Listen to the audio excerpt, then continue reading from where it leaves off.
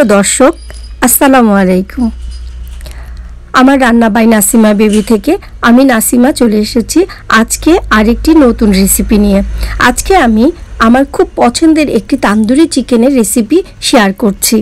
এটা শুধু আমার নয়, তান্দুরি সবার খুব পছন্দের একটি খাবার। আর এটা দেখতে যেমন ইয়াম্মি তেমনি খেতেও সুস্বাদু। আজ আমি যেভাবে বানাবো এটা রেস্টুরেন্ট বা দোকানের চাইতে কোনো অংশে কম হবে না।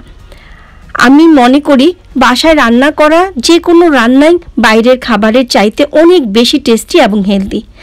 আমি আশা করছি আজকের আমার এই রেসিপিটি আপনাদের কাছে ভালো লাগবে।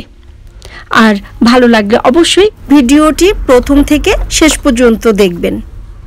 আমি তান্দুরি চিকেন বানানোর জন্য প্রথমেই আমি 6টি লেগ পিস স্কিন ছাড়িয়ে ভালোভাবে ধুয়ে পানি ঝরিয়ে নিয়েছি। এখন আমি লেগ পিসগুলো খুব ভালোভাবে ডিপ কাটিং করে নিচ্ছি। এমনভাবে কাটতে হবে যেন নাইফটা হাড় পর্যন্ত পৌঁছায়। এতে করে ম্যারিনেশন এবং কুকিং দুটোই ভালোভাবে হবে। এখন ম্যারিনেশনের জন্য আমি একটি পিরিজের সব মশলাগুলো একে একে নিয়ে নেব। এবার নিয়ে নিলাম 1 চা চামচ মরিচের গুঁড়া, নিয়ে নিলাম হলুদের গুঁড়া, নিয়ে নিলাম ধনিয়া গুঁড়া 1 চা চামচ, নিয়ে নিলাম জিরা গুঁড়া 1 চা চামচ, নিয়ে নিলাম 1 চা চামচ গরম মশলা গুঁড়া, নিয়ে নিলাম কাবাব মশলা। আমি এখানে প্যাকেটের কাবাব মশলা, কেনা কাবাবের মশলা ইউজ করেছি। আর নিয়ে নিব চিকেন তান্দুরি মশলা। এটাও বাজারের কেনা মশলা। আপনারা যদি ঘরে তৈরি করে নিতে পারেন তাহলে তো বেটার। তবে আমার হাতের কাছে এটা ছিল, তাই আমি ঝটপট রান্নার জন্য আমি বাজারের কেনা মশলাটাই নিয়ে নিয়েছি। এখানে 1 টেবিল চামচ নিয়েছি, যেহেতু এটা তান্দুরি হবে তাই তান্দুরি মশলাটা একটু বেশি পরিমাণে নিতে হবে।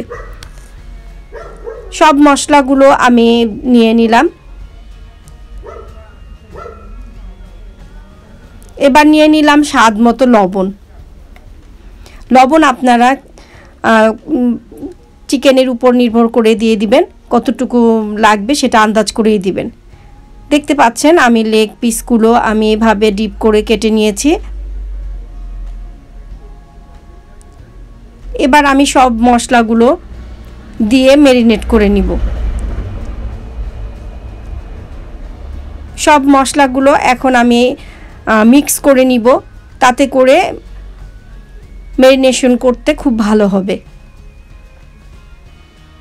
সব মশলাগুলো ভালোভাবে মিশিয়ে নিলাম। এবার দিয়ে দিলাম সামান্য জর্দার রং। এটা তান্দুরির কালারটা খুব সুন্দর আসবে। এটা অপশনাল, আপনারা নাও দিতে পারেন। যেহেতু হলুদ দেওয়া হয়েছে তাও একটু ডিপ করার জন্য আমি নিয়েছি। এবার আমি সব মশলাগুলো দিয়ে মিক্স করে নিচ্ছি। চিকেনের সাথে খুব ভালো করে এটাকে মাখাতে হবে যেন প্রতিটা চিকেনে ভালোভাবে যায়। এবার আমি দিয়ে দিলাম 2 চা চামচ আদা রসুন বাটা। আদা রসুন বাটা দিয়ে আমি আবারও ভালো করে এটা মেখে নিব।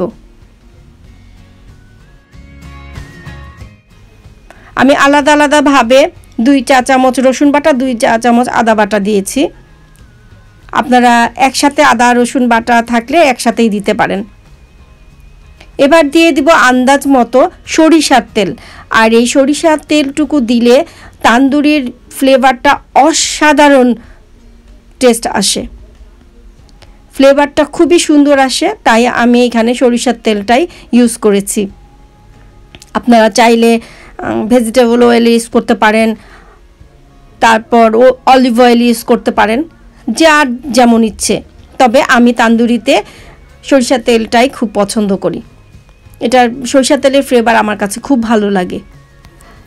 আমি এইটা খুব ভালো করে ম্যারিনেশন করে নিলাম।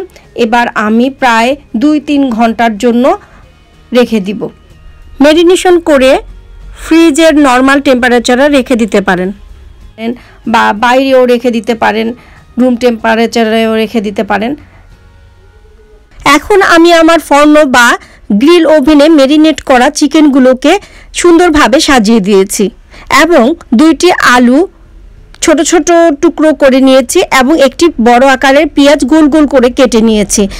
আর অবশিষ্ট যে চিকেনের মশলাগুলো ছিল সেই মশলার সাথে আমি খুব ভালো করে মেখে এই নিচের ট্রেতে বিছিয়ে দিয়েছি, তাতে করে চিকেন থেকে যে রসটুকু পড়বে তাতে আলু এবং পেঁয়াজগুলো খুব ভালোভাবে গ্রিল হবে এবং খেতেও দারুণ টেস্ট হবে। আপনারা আপনাদের গ্রিল ওভেনেও এই তান্দুরি চিকেনটা তৈরি করে নিতে পারেন। তৈরি হয়ে গেল আমার আলুগুলো, আমি আলুগুলো নামিয়ে নিচ্ছি। আর চিকেনটা হয়ে গেছে,